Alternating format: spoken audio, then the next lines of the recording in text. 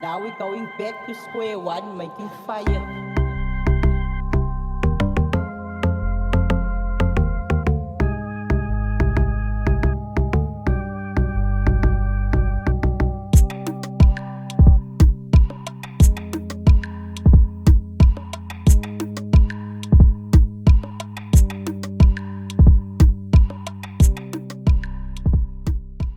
Like or love the things that you like? Oh wow, that's a very broad question. Jeez, can I get can I get a hint? Who asked me this question? You talk about data management. What can you give us an idea of what type of data you guys normally dealt with? At least at the time you're with The company, that company. the firm. So I think basic things, right? So, and I'll think about, I'll use a classic example around stuff like safety, right? Um, Interestingly, Can I confess? 'cause I've never seen a woman operating any I serious. vehicle in South Africa. I've never. The only time I saw one was when I visited Perth sometime this year. And I was very shocked. I even had to confess to her. I've never seen a woman driving a taxi before. I referred to it as a taxi and then she laughed. She said, "Don't call it that." No, yeah, it gets, yeah, it gets. Sanbonan Dumilang Abushen Nda. This is your host, Dr. Q, Dr. Scroofy to some of you. And for those of you that do not know me, my name is Rinisani Kwabe. Today I am joined by Nduduzo Nyanda, who is going to be sharing with us the ins and outs of the e-hailing services. So if you know you are a consumer of Uber, Bolt, and other forms of e-hailing service, I hope that's correct. This conversation is definitely for you. Ngela uhlale ulalele. If you want to engage, follow us on our social media platforms. Look for BT8 with Dr. Q on Instagram, TikTok, or Twitter. Well, X now. You're more than allowed to send a DM. You're also more than allowed to drop us an email. And for those of you that have been contacting us via email and WhatsApp and those DMs, thank you very much. We truly appreciate that. And we promise that we will keep the conversation going beyond the sitting. It is a new year. I want to wish you a wonderful 2025. And I'm hoping that people are going to live up to their resolutions. When we reflect late this year, I'm hoping that people are going to be saying, I ticked this box, I ticked this one, and we're going to get more than 50% from the set resolutions. Anyway, unyaka omuhle, cishe ngathi unyaka omude or unwele olude, but that means something completely different. Ngimfisela unyaka omuhle as we start, and I'm hoping that you're going to be a true friend of BTH with Dr. Q.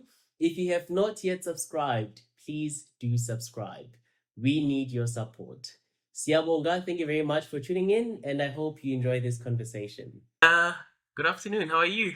Great. Thanks for having me. Thank you for joining us. Today we are going to be talking about something that I think is very important.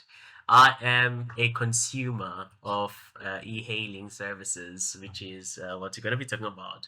But I'd love for you to just introduce yourself before we kickstart this conversation.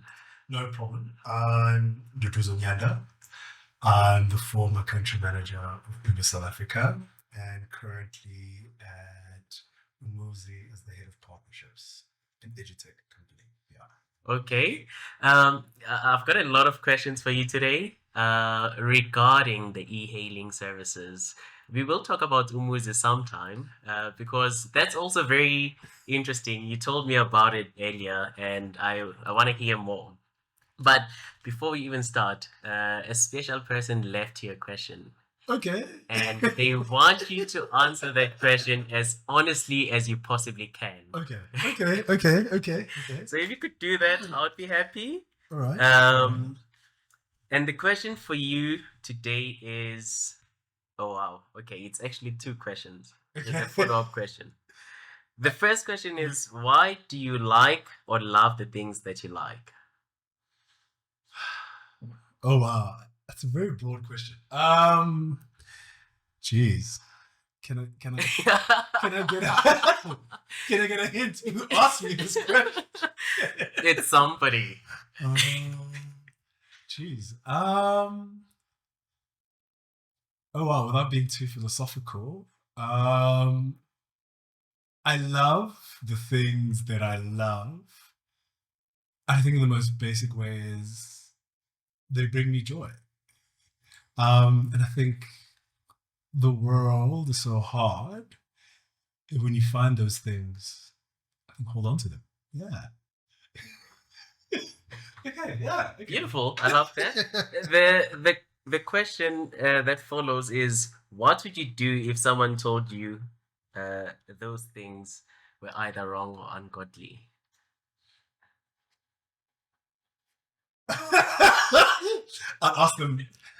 I guess this is again the philosopher in me. I'd ask them to tell me why they were wrong and to show to me using deductive knowledge as to why they were wrong. Mm. If they say they were ungodly, so that's also a real good catch-22. Because yes, I grew up Christian, baptized and all of that, but let's just say my faith has turned to less religious and more spiritual. Okay. So I again with them, I'd ask them again, what basis is this that is ungodly in terms of what I love? Because I think I would assume all things that are created by a god or a being, to be enjoyed and to be cherished, and not doing so, I think, would actually be counterintuitive. Hmm. And I guess this is again philosophy in me, would then the question would be, how would they know that it is ungodly? Did God say no? Or is it their opinion? Well, I guess in this case, it would be, we are just hypothetically Yes, saying yes, that yes, they yes, are yes. ungodly. Yes. Not really minding who qualifies them as ungodly and whatnot. But I'll take that. Thank you very much. I didn't know you were a spiritual person. This is new to me. I guess many things are gonna be new today. Hope so. No, I am. I think whether you do believe in the universe, or a god or a deity, there is some comfort in having some faith in something, or even if it is in science. It's, I think, that notion of what faith brings to you in that sense of, I guess, safety. I think, safety as a person in knowing that there is something bigger out there, bigger than who you are, and that is independent of who you are. I think, it's comforting knowing that this isn't just it. I guess physical. Interesting. And is this what has kept you in the e-hailing space? There's a lot of stories there. I showed you a video earlier, and I think something would have guided you, right, in that space. I guess you kind of could say it's something like that. But I think maybe let me premise it this way. So how I got into the space, interestingly, is because I'm a spatial transport planner. Okay. By training, and it was almost by accident. So a good friend of mine, who was actually being courted by the e-hailer of choice at the time. Mm-hmm. She was working for a government department, and actually thought I'd be a better fit for that e-hailer, and invited me to, I think it was an event they were hosting. I met them, And I was actually coming into it, I actually used to think e-hailing was just taxis. It was like a transport business. Is it not? No, it's so much more. It's literally fundamentally a data business. Okay. And I think more importantly, a mobility business, which is something different to what just conventional transport is about. Because it's about, and this is me wearing my planning hat, is the fundamental understanding of how people move, where they move, and why. In order, for instance, e-hailers to build a better model. But the reason why I got into e-hailing, well, as a planner, is to understand how to build better cities. And I think for me, that's sort of what got me gripped and having that understanding. Because anybody who's in government, cities, provincial or even national, when you talk about IDPs, which are and spatial frameworks, which are like these plans that government use to plan out with the cities or their spend over the next 5 years, would understand that the data collection piece takes so long that by the time at the end of that 5 years that you've collected that data, it's obsolete. People, technology nowadays has moved on light years, that whatever you're planning for is now irrelevant. And what these tech companies, and that's why it's a data business, are able to do and do so well, and this is why people don't really understand the fundamentals here, is they're able to capture this data now, process it, and now with AI even do it from a modeling perspective, do it so much more quicker and being preemptive to then better understand and recommend better ways of either improving the technology, improving ways people move, or how people see themselves in certain spaces. So yeah, that was sort of like really caught my imagination and what got me hooked. So when you talk about data management, what can you give us an idea of what type of data you guys normally dealt with? At least at the time you're with the company. That company. the firm. So I think basic things, right? So, and I'll think about, I'll use a classic example around stuff like safety, right? Interestingly, one of the indicators, and this is how you also look at data, because data isn't just about how people move. Yeah. It's also how you collect data from people specifically, about their experience, for instance, about a platform, and getting real-time feedback on how to either improve your service or on blind spots that you might not have. Because I think also remember, the vast majority of a clientele is totally different to the people that are employed by, let's say, said firm or company. Yeah. And an astute company, which is why D&I is so important in general, would be able to understand that, for instance, women on a platform would feel much safer being driven by a woman. And that's been feedback that's been bombarded to a lot of these companies over the years since their inception, right? And remember, a lot of these companies are actually managed and were created by tech bros, right? So it's almost virtually impossible for them to actually fully understand what the female experience is. And getting feedback around that has allowed a lot of them, for instance, to start sourcing female drivers and getting female drivers matched with female riders. Yeah. But then again, the catch-22 there is the traditional transport or mobility industry is a male-dominated industry. So how do you now get women to start driving on these platforms and servicing platforms and actually giving women the actual autonomy to be earners, especially in traditional conservative societies, like in South Africa, like in your Kenyas and in your Nigerias? Can I confess? Please. I've never seen a woman operating any Are you serious? e-hailing vehicle in South Africa. I've never. The only time I saw one was when I visited Perth sometime this year.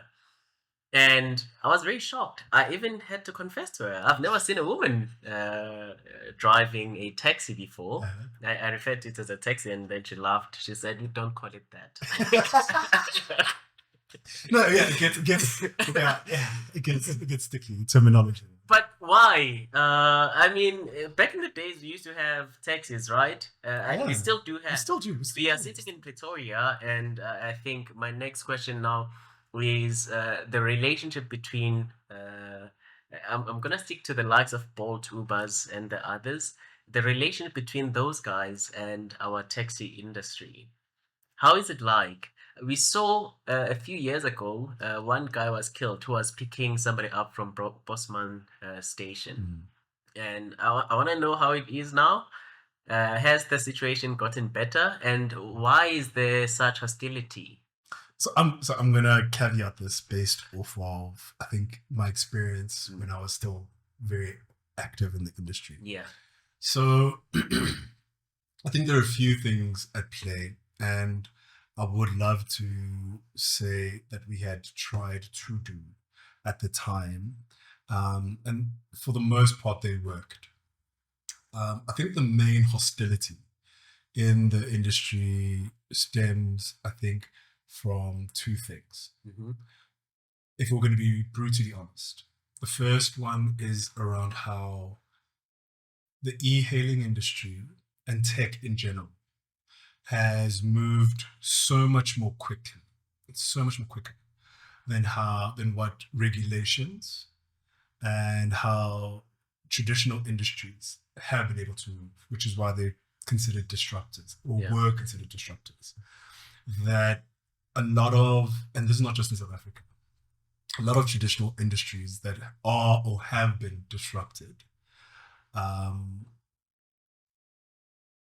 is first instinctual measure was always to be hostile and to retaliate. And that, I think, is also born off of how tech in and of itself, and I guess for the most part, the people who do introduce tech in specific industries and who do disrupt specific industries don't necessarily have a lot of soft skills in understanding how best to integrate those services in with the tech. But on the same side, if we were going to be honest, there's a lot of ignorance that is perpetuated by traditional industries by not wanting to change until it's too late. So I think that's the one. And I think the second one, which is then related to, I would say, the state and government in them. And if I'm going to be honest, and this is just global, actually, a lot of governments drag their feet because, one, they don't understand what the tech is, primarily because a lot of the people in those positions, I think, without being too ageist about things, don't have the aptitude to want to know about what this is and what the further implications of such tech and its disruption has. So, for instance, if we go back to your initial questions around the taxi industry and the violence, for instance, a lot of these e-hailing in platforms, their sort of like claim to fame was around not just convenience, but it was putting both the operator and the consumer from a visibility and a transparency perspective, a lot of that in their hands and their smartphones. So, I mean, if you remember, and if you still operate with a lot of the meter taxi industry, you used to have to call. When you call somebody, they would then have to try to find somebody, and when they found somebody, either you would then still have to call back to find out if they found somebody for you, or if they do call you back, then they tell you who that person is when they'll be coming in. Airports still work like that. Exactly. Yeah. Versus now, you literally, at the touch of the button, you request where you want to go. You're not negotiating with anybody as well, because remember with meter taxis, what they used to also do, they never had like sort of like set prices for specific for places. There was always like negotiations either happening between the customer when they and the driver when they arrived, or the driver and the company, right? Versus now, you literally have full transparency on who your driver is, what the vehicle details are, what the route is going to look like, and what the car looks like. And you've sort of like cut up a whole middle person, and that's where the tech disruption comes in.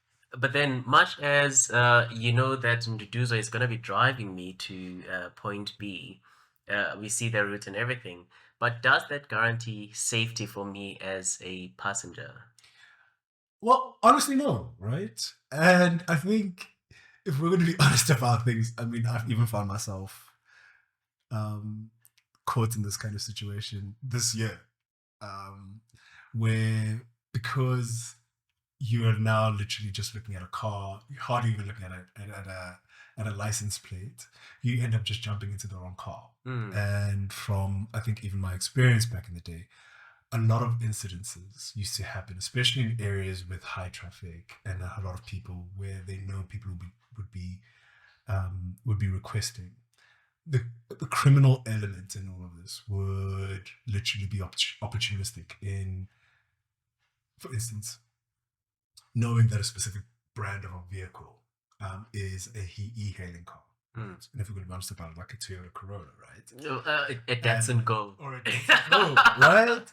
And a lot of people, especially if they've been inebriated and have been drinking, would literally just look for a car that looks like that and jump into a random car. And without actually checking and making sure that the drivers, who they are, what the vehicle registration is, and then you literally end up, unfortunately, either being robbed or, in worst cases, being sexually assaulted. Yeah.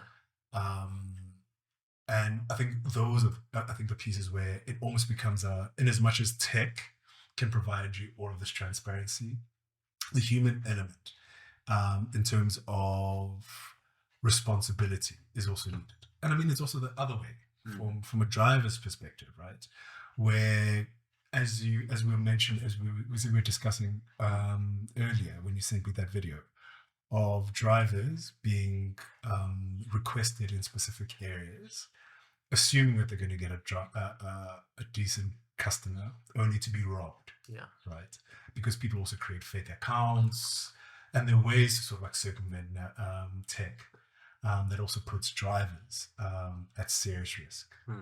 And given that drivers are using the vehicles and their phones as ways of making money and putting food on the table, those are also very serious risks. On the safety of drivers, I think that is becoming a popular thing now. So I'm based in PE, as you know, and drivers would tell you there's areas we don't go to because of safety concerns. And I've always wondered, why is it that when I, as a Konyesani, want to sign up or whatever the thing, register with Bolt, for instance, why am I not required to upload my ID or some form of identification so that we avoid what you just mentioned now, fake accounts? That's an interesting question. And I think if I can remember it correctly. So I think with the competitor, you were required to. I know with Uber, you were required to upload some form of ID to make sure you were able to authenticate who you were. But what I know is, specifically from a regulation perspective, and I think from an operational perspective, a lot of people, and I think they also even stopped requesting people to upload IDs, for instance, because from a regulation perspective, and for stuff like Poppy, if you don't need an ID or a form of identification, specific form of identification for registration, you actually shouldn't be taking it in, right? Because ideally, if an e-hailing operator, and let's say you're only use Uber like twice a year, or even Bolt twice a year, you'd find it really skeptical as to why you have to now upload an ID for something that you would assume if you load your credit card or your debit card, you'd be able to get the same sense of, I guess, security, because people would be able to track you. But I know for a fact a lot of, especially with like Bolt, the reason, and it wasn't just Bolt, because globally there were even like companies, I think like Didi, who didn't require you to upload an ID, primarily because they knew in specifically in developing countries, a lot of skepticism, around tech has people having identity theft and all of that. A lot of people didn't want to have their formal identification uploaded on these systems, because they heard, oh, somebody in so-and-so's identity was stolen, or credit, or accounts were now cleared because they uploaded their credit cards, without actually understanding that there's a whole lot more sophisticated like phishing systems that happen in the back end, in tech, that has nothing to do with the actual company itself. You see now. Right. But that's the skepticism. That's the real skepticism people have. So what they did is they would rather use third-party, and I'm sure that's what you did, where if you've got a social media account, you'd rather register with that, and then you'd use that as a form of ID verification. But then again, that still doesn't circumnavigate. It could be a fake account. Exactly. So it's almost like a catch-22, especially from a customer perspective. I see. And nowadays, I told you I'm using Uber a lot, and why? In fact, Uber and Bolt are going to be my references. Okay. They are super filthy. Why is that happening? I mean, if you talk about safety, the air you breathe matters, right? If I'm breathing dirty air, clearly there's some things that don't go right within me. True. So why aren't we keeping our vehicles hygienic? What are these giants doing about that? Because it shouldn't just be about making money for the driver and for the company. We matter as well. We want great service. 100%. Even if we are using the lowest of packages. 100%. I don't have to Uber Black in order for me to get a clean car. And I mean, even if you order Uber Black, it doesn't guarantee that you're actually going to have. I've used Uber Black, and I've seen dirty cars as well. Exactly. You're right. Exactly. So I'll give you the unofficial official answer, because I'm no longer there. And I think I'll give you sort of like my experience as well. So the official and unofficial answer is, I think, remember that drivers aren't employed by the e-hailing company. Okay. And technically the e-hailing companies also don't own the vehicles, right? Drivers are considered independent contractors. And a lot of the drivers who either own their own vehicles are I guess customers would technically be, I would say, at their own mercy in terms of how they treat their customers. What companies, especially like Uber, used to do was try to incentivize drivers to try to keep their vehicles very clean and, more importantly, roadworthy. So, for instance, if a customer reported a cracked windscreen or shoddy brakes or anything like that, or very filthy car, drivers were notified. And in extreme cases, especially if hypothetically somebody reported, like 2 customers at a go or 3 customers at a go reported it, the driver would literally be put off, off the platform. That was sort of like the ways they used to like try to circumnavigate that piece. Unfortunately, I can't speak to you if that's still the case. But ironically, on the adverse is a lot of drivers who used to drive for, let's say, fleet owners, and fleet owners are guys who just own a lot of cars.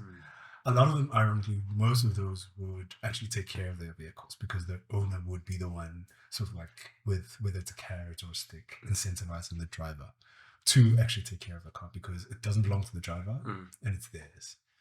And I know even with third-party rent to buy options, a lot of those drivers also used to take care of their cars more because they understood after 2 years or 2.5 years, that asset would become theirs. Yeah. So it's actually in their best interest to take care of the vehicle. Okay. So I'm not sure if all of those mechanisms are still in play, unfortunately. I don't know. Yeah. I don't know. But my experience of late, since I've been using Uber and Bolt, hasn't been as great. I must confess. I agree. But then, another thing that I used to think about quite a lot is you spoke about data earlier. We are the ones that give feedback to Bolt, to Uber, but I've always wondered, do they ever think that we could be in the wrong as passengers? Can't drivers give feedback about the passenger? Oh, definitely. So the same way you rate a driver. Yeah. So I'm sure you've also wondered why your ratings sometimes would either fall. I have ratings. Oh, it's a two-way street. It's a two-way street. No. It's a two-way street.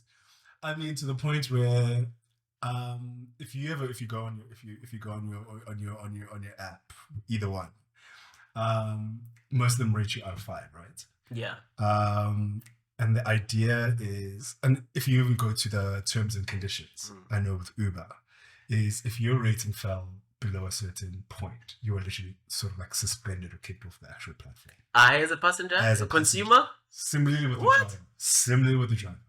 But interestingly, Didi, before they left, they had a really cool feature where, because I mean, people are people, right? Whether you're a passenger or you're a driver, people either have good days, bad days, and irritable moments, right? And what they had actually introduced, which I think was like a really great feature, is, so for instance, if you rated somebody 1 or 0, and your driver rated you 1 or 0, they would actually unmatch you guys. Oh, okay. Which is actually a good thing, right? Because interesting, especially if, and it can happen both ways. If either party is like seen as abusive to the other person, right? Depending whatever best side of the bed they woke up on, right? It would be in everybody's best interest that people don't see each other again. Versus if I, for instance, if you were my driver and you rated me a 5, I was like that asshole who was like, "Ugh, you're talking too much in this trip," and it had nothing to do because your service is actually great. Yeah. And I rate you a 1 or a 2. You're the only one who's going to be, as the driver, who's going to be affected versus me, which is not fair. You see, I like that approach, the Didi approach. Is it Didi? Didi. When you say Didi, I just think of PDD. Oh, wow. Not for the controversial things he's running for right now, but I just think of Didi right now. That PDD. I wanted to then find out Nduduzo. I can give feedback about you, right? You can give feedback about me, but how do you know that it is accurate? We guys who are busy doing the analysis behind, I don't know if there's people sitting there or if it is AI. Because like you said, you could give me a great service, but I could just be a mean person and say all sort of bad things about the experience. So, I mean, there used to be, I'm not sure if there still is, there used to be a really great, they used to call it a customer experience team. Yeah. Locally, and I think it was for both companies. But I'll speak to the one that was happening at Uber. And what they would do is they would sort of like triage a lot of feedback that they received or even incidences with their safety teams and the operations team. So what that would do is, so for instance, if a client reports that their fare was too high because the driver took the wrong route, that customer experience team sort of like has like, and I think this works in all industries, especially in tech. I think that any tech company that has their that's worth their weight in salt would set up this is what they would do is you trick, you almost like chuck it almost like as a ticket, as an incoming ticket. And what they used to do is they'd come to like the operations department to look at a specific, because when you report something, you report it on a specific trip. They would then go back, track what that trip looked like, what the recommended versus if it wasn't the recommended route. And I honestly, probably I'd say 2 out of 3 times the driver wasn't in the wrong. Yeah. What usually would happen is the driver would adhere to what the suggested route is, which is why I'm not sure if you've noticed, especially during peak hour traffic, the driver will usually ask you, are you happy with this route? Because you see the same route that they see, right? I've never been asked that. Is it? But they usually do. But I mean, PE, like, there's no traffic. There's no traffic. I don't use Uber in PE. Hardly. Only when I go to the airport. And what they would do then is what passengers usually do, and I think it's in their rights, right? Would then recommend specific routes. And I think remember that the pricing is dynamic the minute you sort of like deviate from the actual route. So if you're taking a longer route just to save time, those are kilometers, and those are kilometers we have to that need to be accounted for, because also the driver is using his petrol and his car, which is wear and tear. And those are things that passengers usually don't actually take into consideration. And what we then do is we'd see if that was the case or not the case. If it was the case, hypothetically, if the driver took a different route, there'd be somebody who calls and contacts the driver to get their side of the story. If the driver then comes back and says, no, this person asked for it, then what we then do is then respond back to the customer and ask them if that was the case. If they say yes, it was the case, then we explain what's going on. If it wasn't the case, what I know they've done now, and in terms of encouraging drivers to do, is have those cameras and also on the phone itself, audio, which actually helps everybody. Yeah. Because then that actually records if those conversations happened, and if they didn't, or if they had, who's in the wrong and who isn't in the right. So even from a safety feature perspective, that almost like doubles up as a feature that actually helps stop a lot of like back and forth. Are those cameras invisible? Are they invisible? No, I'm just thinking, because my tracking company has been asking me to install one of those. And in my mind, I'm like, if it's visible, if somebody comes and wants to mark me, the first thing they're going to do is to just get rid of that thing. So that's the irony though, right? Well, let's knock on wood and hope that doesn't become the case. But I mean, a lot of, for instance, even the video you showed me, right? That camera is there. It's literally there.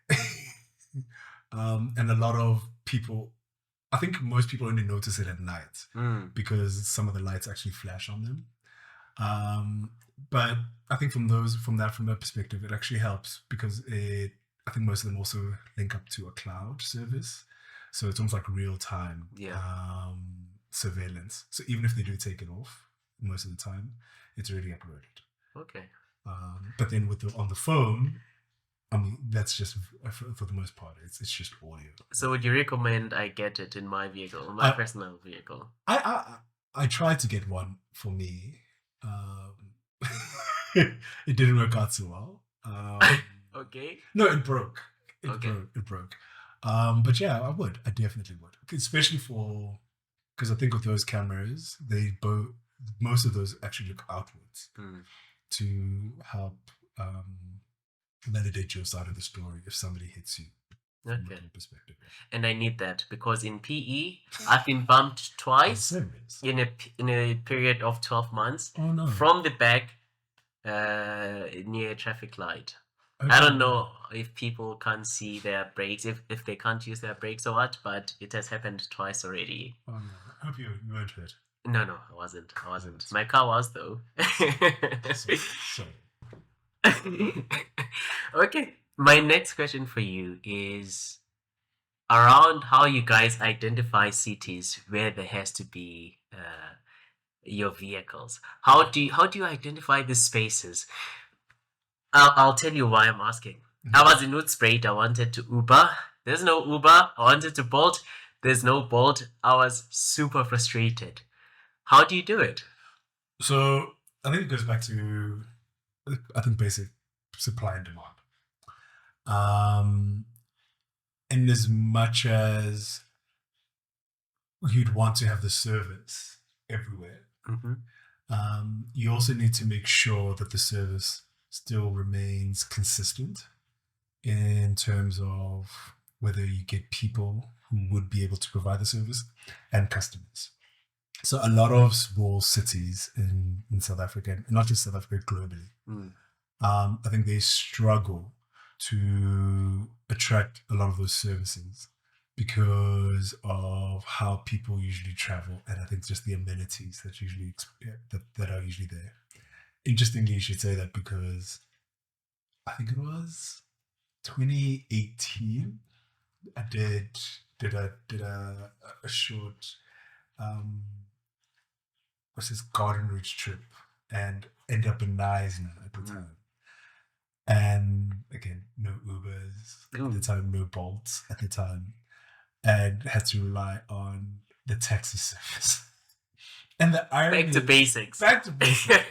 But now this is what I'm saying, it gotten so weird because we were like, okay, fine, if that's the case, we got the taxi service got us the guy, but now we started negotiating with the guy. We're like, well, listen, okay, fine, it's X amount to get us there, right? So listen, you then, instead of not going through the taxi service, we started negotiating with the guy how you usually negotiate. Let's say if a whole bunch of friends of yours are going to go to a remote place, we're just telling them at this time, give us your number, when are you going to be free? And then we just started negotiating our own rates. And he was more than happy to do that. But I think when it comes to that, a lot of these companies look at it from a demand and supply.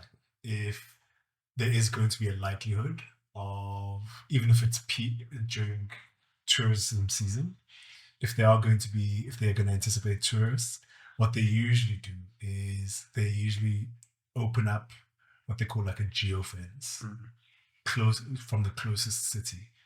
So I know this is what both Bolt and Uber do around in the Eastern Cape region for the is it K Day for St. Andrews and Kingsway and the National Arts Festival around that period.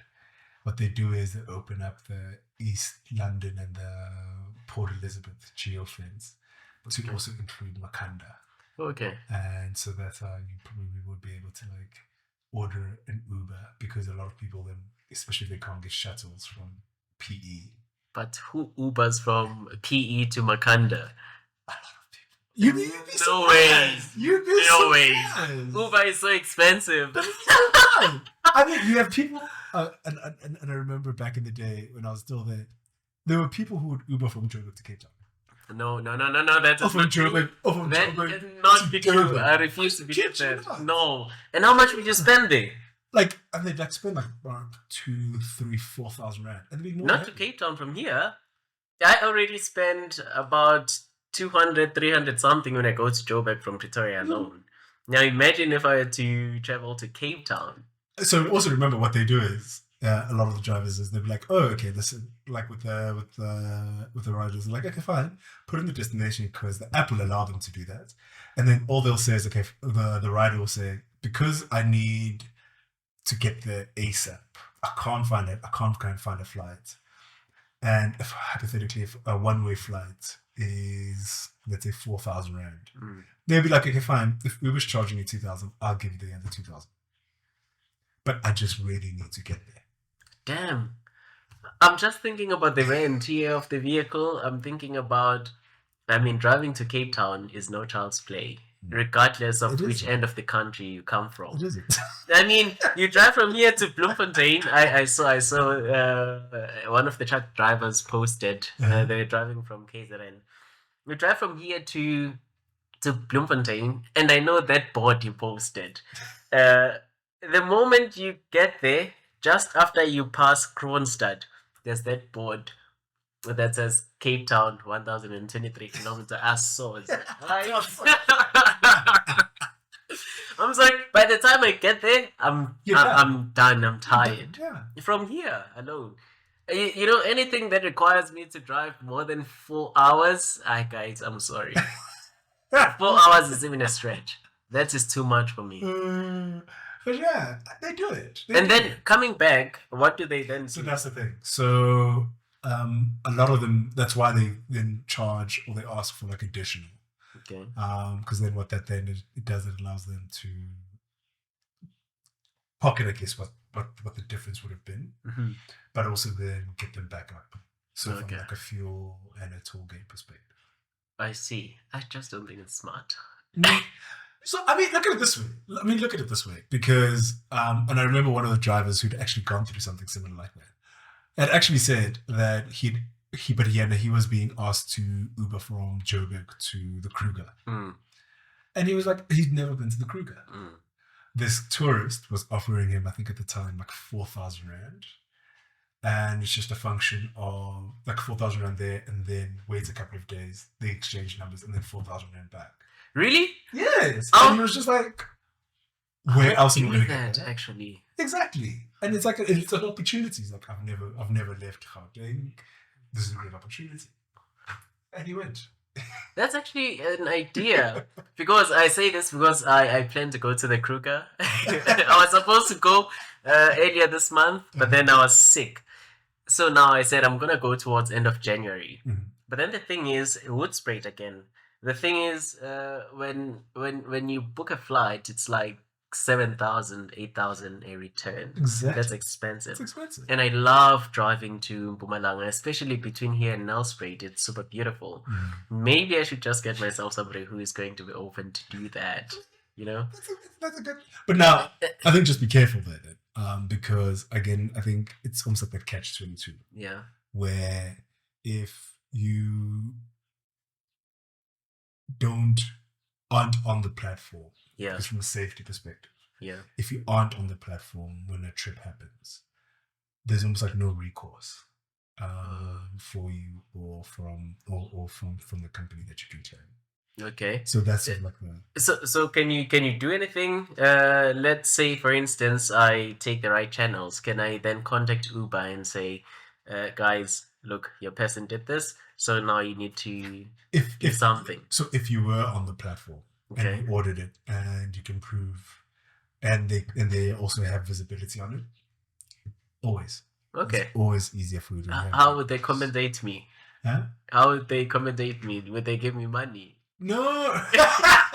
So I think it depends on the incident, right? So I mean, a lot of, for instance, the safety incidences that used to happen. What we would be able to do is track everything, and what Uber would do is also help from a criminal charges perspective, because we'd be able to provide the actual proof and all of that for the client or for the customer, in making sure at least that if there's a conviction that's needed, that we are able to provide all of the data. No, but then this is your person, your employee as a Bolt or as Uber. Why not go an extra mile and say we are going to cover whatever costs, and we are going to take you for therapy? Let's say, for instance, it was a woman who was raped, for instance. Just go an extra mile. So I mean, one, I think, remember, especially for the drivers. So remember, drivers are independent contractors. But we know Uber. We don't know that. But that's the thing, right? So drivers are independent contractors. So your Ubers and your Bolts have no recourse around hypothetically what they do. However, what they do have are sort of like sets and standards for operating on the platform. Yeah. Which means they have to adhere to certain things. So if something like a sexual assault happens, they will work with the police in making sure that that driver is brought to book, or whoever, even if it happens the other way around. If a client sexually assaults a driver, they are brought to book. And I think and I'll reference again back in the day when I was there, what we would do, we would actually work with different organizations and actually providing stuff like trauma counseling and third parties, and making sure that whoever was the victim in that instance gets the necessary support and help. Okay. Yeah. Whew, God. I don't know. I still feel like there's a lot that needs to be done on the safety part. No, definitely. Because, yeah, and I feel like these guys should take accountability in a way. Let's not dump everything on the drivers. Oh, definitely. Yeah, because people build a relationship with Uber and Bolt. They don't build a relationship with the drivers. It doesn't matter that the drivers are independent entities and whatnot. Yeah.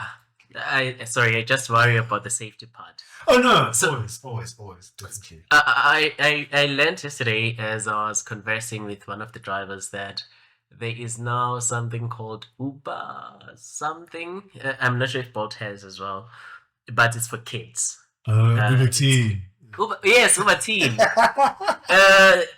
Tell me about that. How safe is that one? Because I feel like if I can be in danger as an adult, how much more with kids? So let me put it this way. So I have to also caveat this. I can't speak on behalf of Uber. Right? I can only probably speak right now, especially with respect to this product, with respect to me as a consumer. Yeah. So I think the need for a product like Uber Teen came about because parents were already doing it, right? And people were already doing it. So for instance, they would, like, especially during the holidays, what parents would do is they'd set up Uber accounts for their kids or set up their accounts in their kids' phones so that the children can use their accounts and they can always have visibility over them. I think what your Ubers have probably realized is if you're going to be, I think, a capitalist about this and be honest about it, it becomes a missed opportunity. If you then can't provide sort of like a more specialized service, and I'll say service in inverted commas, for those kids, that the parents can still manage what that looks like without it necessarily now being almost like a shared account with the parents. So I think that's where your Uber Teen comes in, because I also tried to recently use it for my nephew, but it still has like age restrictions. So you can't send kids, if I'm not mistaken, under the age of 13 or 12 independently in an Uber. And again, that's also to try to counter stuff like child trafficking and stuff.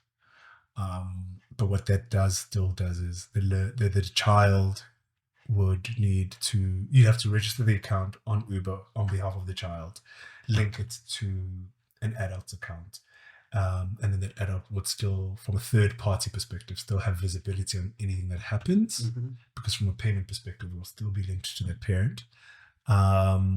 But that child wouldn't necessarily have visibility on the parent's account, if I can put it that way. Yeah. So it's almost like a family account, because they've also got a similar setup where different people can take different accounts off of one account. Okay. And I think the idea there is it also then alerts the driver that a child is coming in. I'm not sure how they then vet the drivers in terms of making sure that those drivers, I guess, are able to manage children, especially at that specific age. I don't have any visibility on that. But I think the idea there then is, and it sort of like circles back to the capitalism of the whole system. If you can grab kids early into your ecosystem as adults, they'd rather not go to anything else. Of course, because now I'm so used to using Bolt. Why must I move to Uber, or 100%. Why must I use any other form of transport? 100%. 100%. It makes a lot of sense. It's smart. Very smart. but kids need to be protected. I hope someday, and I know you can't have a say now because you are no longer in that space. I hope we're gonna have for old people as well, because our old people can't actually use these services True. because many of them are illiterate, right? True. So it would be nice to link them up as well. Yeah, no, I think I'll be doing too much PR for this company. But ironically, those services actually do exist. For old people? Well, sort of. So they didn't launch it in South Africa, Okay. but they launched it in, I think, Kenya. I'm not sure if it still exists. But where you could actually call for an Uber, because they understood that a lot of people, especially in developing countries, don't have smartphones. Yeah. Data is expensive. So in a feature phone, they launched, and we used to have it in South Africa, something called Uber Lite. It would function I similar. think I remember that. It functions similar like with your Facebook Lite Yeah. and your Twitter Lite, all of that. So like a more stripped down version of the app. No. But Yeah. what it allowed people to do is, because it worked on very low bandwidth, it worked on stuff like feature phones, those 3310s with color screens. that Okay. use No, light I don't buttons. remember it. No, because it also still works on smartphones. But what it also had allowed them to do is and I think they still have in some countries. So for instance, if your grandmother, they literally save their number as Uber. All they do is they call them, and then they book a ride, and somebody comes, and then somebody calls them because they call them on the Uber network, and they tell them they're outside and stuff. So those there are some of those features that exist, but I don't think, unfortunately, we have them in our market, which is unfortunate, because I think it would help a lot of people. It would. It definitely would. I'm just thinking of my grandparents right now. It would be very convenient for them, because if you give them an app and say use it this way, to take them Forever. 50,000 years to 100%. to know how to work it. Okay. Maybe as we're about to conclude, you may wanna just share with me, if I were to take you, put you back in the e-hailing service space, what would you want to see done differently? I think what I would love to see, because it's a really big missed opportunity, I'd love to see more dialogue and more collaboration, more importantly, between the e-hailing industry, the meter taxi industry, and more importantly, the minibus taxi industry. I think, and more importantly, government. I think there is such great potential in redesigning public transport services in this country, where from a regulation perspective, that government can get involved in making sure that the industry actually services operators like minibus and meter taxis, while also providing the guardrails and incentives for the minibus taxi and the meter taxi industry to be able to operate viably for the public. Because I think it's such a shame that South Africa has not just the infrastructure, even from a rail perspective, has the manpower, even in the minibus taxi and the meter taxi industry. But because government, if we're going to call it what it is so scared of interacting with the minibus taxi industry, that they actually aren't enforcing a lot of regulation, providing structure for the minibus taxi industry, while capitalizing on existing technology like that exists in the e-hailing industry, to make sure that everybody comes on board, everybody comes together, and are able to literally work synchronistically. I mean, because if I just think about it in the top of my head, just getting people, for instance, back onto rail, passenger rail, it shouldn't be a conversation around choosing between minibus taxi and a train, right? Trains are more efficient. We know that. minibus taxis are more efficient than cars. So, i.e., right now, the e-hailing industry. It's just about figuring out the best use cases. So, if you're getting people from either the townships or from the next city into, let's say, a Joburg or a Pretoria, there's nothing stopping like minibus taxis from operating as small versions of buses that connect people between the taxis and their third point of departure. That services a different clientele to somebody who's looking for a single vehicle car experience. Yeah. And I think it's that weird, I'd say, not willingness of government and every stakeholder, including e-hailing companies, minibus taxi industry, and meter taxi industry, of coming together because everybody wants to control things without actually understanding that they're actually there to service the commuter. Yeah. And provide the best experience for the commuter. Which is, for me, I think, the biggest missed opportunity here. And I think over and above that, if you can just unlock that from a passenger perspective, that stops a lot of stupid, unnecessary deaths, like what happens during festive seasons with road accidents. Yeah. That can then lead to like long distance travel, also being technologicalized. And weirdly enough, that then also, to even your point around these small towns, can actually lead to a lot of development there. Because if people can move around easier there in these small towns, it's been proven that it actually helps with economic stimulation. And again, missed opportunities. Wow. I see you going back to the space. This is my prophecy. I'm sorry to your company right now. But man, thank you so much for joining us. I think this has been a wonderful conversation, actually. I've learned quite a bit about the e-hailing space. I didn't know so much about it. And I think you guys did a wonderful job. I think you still have much to contribute in that space. And it is my wish, or rather my dream within yours, even though you're not going to say it, that you find yourself back to it. Bob Cover, all I'm saying. As they say.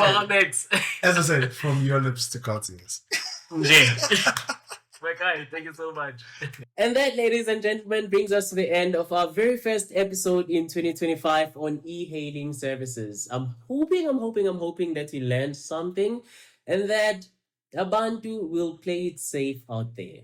I'm seriously hoping that we are going to be fair in our feedback. I'm hoping that we are going to be very fair because no longer are we existing at a time where we are the ones who are rating our drivers. They too can rate us. You heard that for yourself. But there was a lot discussed in addition to that, so I'm hoping that you took note. Lalelani-ke, as I close, ngifuna nje ukuthi nginifisela unyaka omuhle. With 2025, let it be a year of prosperity for each and every one of you, and let it be a year that you click that subscribe button on all our streaming platforms. YouTube, Spotify, Apple Podcasts, and other streaming services. Please be a true friend of the BTH. Let us grow together. Let's just make things happen in 2025. Ngiyanithanda kakhulu ke. Ngiyanicela. Let us make this a year to remember. Now we're going back to square one, making fire.